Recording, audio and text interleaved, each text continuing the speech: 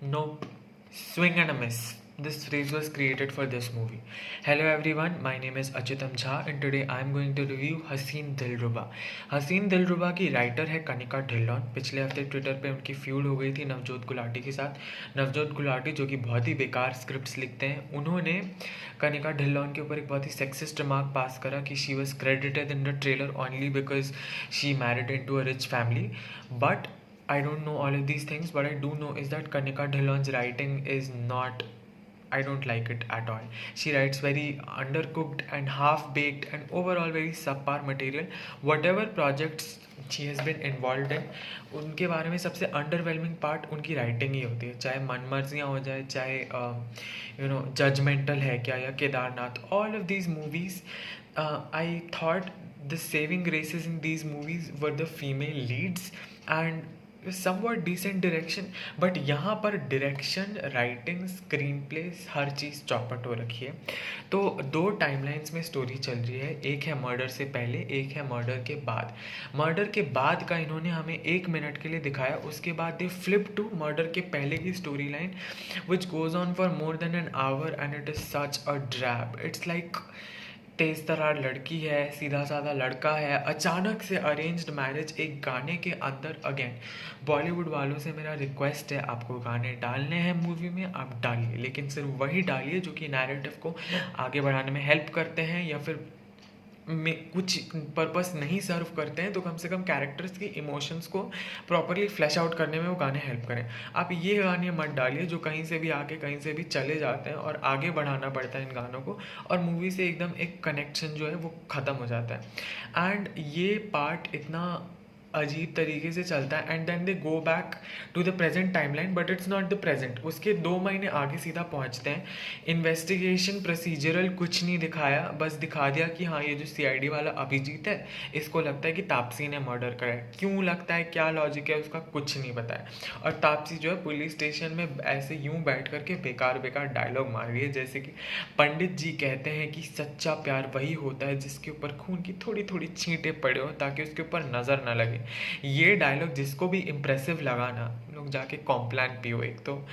No, it was very bad. And finally movie जो है jump करते करते और लंगड़ाते लंगड़ाते जब क्लाइमैक्स पे पहुंचती है, it is so nonsensical and so random and so abrupt कि एकदम गुस्सा आ जाता है कि भाई ये क्या कर दिया। And the worst part is कि the direction is just as bad. Tonality बिल्कुल कंसिस्टेंट नहीं है। मुझे लगता है मूवी के मेकर्स ना बीच बीच में अचानक से उनको याद आता होगा कि अरे यार ये तो हम क्राइम थ्रिलर बना रहे हैं, तो कुछ भी चल रहा होगा, नॉर्मल बहरी होगी स्क्रिप्ट इनकी, क्योंकि it's like a gas, anything is happening at any time, कहीं भी कुछ भी जा रहा है। एंड देन सडनली जो है एकदम डार्क हो जाएगी मूवी, और अचानक से म्यूज़िक भी एकदम साइकोलॉजिकल हॉरर टाइप का बजने लगेगा, शहर के कलर को डार्क कर देंगे। एंड शहर से हम आते हैं कि this is a script that is trying to sound very smart। एक दिनेश पंडित, पता नहीं फिक्शनल राइटर है या नॉन फिक्शनल है, जो भी है, मतलब रियल है, उसका इन्होंने इतना रेफरेंस घुसा रखा है, बार बार उसकी स्टोरीज आती रहती हैं, उसके डायलॉग्स आते रहते हैं, और ऐसा लगता है कि भाई कुछ बहुत ही माइंड ब्लोइंग साइकोलॉजिकल कनेक्शन होगा, कुछ भी नहीं है। Again it's just there to make it sound smarter than it actually is. Similarly क्या नाम था, ज्वालापुर नाम के शहर में जो है स्टोरी को सेट कर रखा है, and they are trying to draw our attention to the name Jwalapur. बार बार वो इस टाइप के डायलॉग्स मारते रहते हैं कि अरे यार इसकी तो ज्वाला ख़त्म हो गई, या फिर ये मैं जब शहर से पहली बार मिली तो फिर बारिश हो रही थी। दिनेश को ये शहर पसंद आता, मुझे तो कुछ खास पसंद नहीं आया, पर शहर का स्टोरी में कोई रेलेवेंस नहीं है, कोई कॉन्टेक्स्ट नहीं है। It's not a character in the story. It's not like कहानी में कोलकाता का जो रोल था, या फिर to go way back in the past jewel thief में जैसे कि गैंगटॉक का कुछ रोल था, यहाँ पे कुछ है नहीं। अगेन बस मूवी को बहुत स्मार्ट साउंड कराने के लिए डाल रखा है। And when we come to performances, again supporting characters they are all just आते हैं चले जाते हैं। The writing is so bad, they have not been given enough to work with. Vikrant Masi, who is one of the leads, he has done a very good job.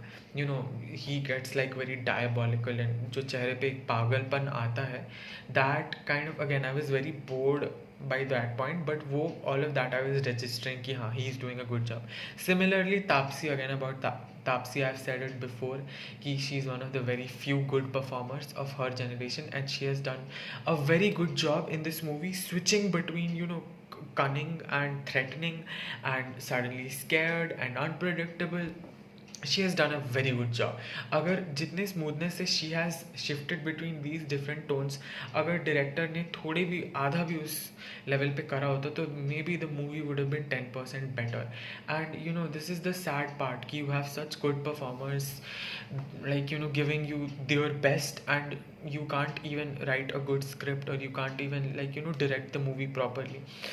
And so इस movie को I will give 5 out of 10, a score of 5 out of 10, and that 5 is just for the performances. And the crazy part is कि तापसी और कनिका की इससे पहले जो मैंने project जो कि मन मर्जियाँ देखी थी, उसमें भी it was the same thing. The script was very badly written, and her character was also very stereotypically, like एक flawed female character का stereotype बना के उसके ऊपर कनिका ने लिख दिया था.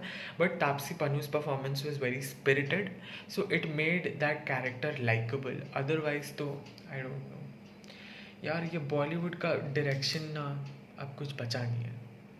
Thank you. Abruptly ending it like the movie.